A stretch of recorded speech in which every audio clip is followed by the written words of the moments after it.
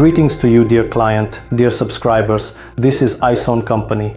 In this video, we will review the popular HD camera with 2K resolution, the Ison AHD50S-SL model. This is a surveillance camera that comes in a universal housing.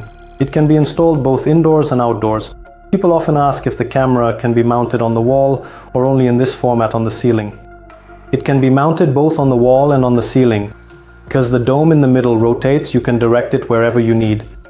In terms of installation, it is no different from a classic cylindrical camera.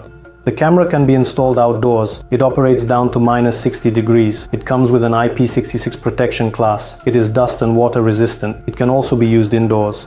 The camera comes equipped with all the latest technologies and features.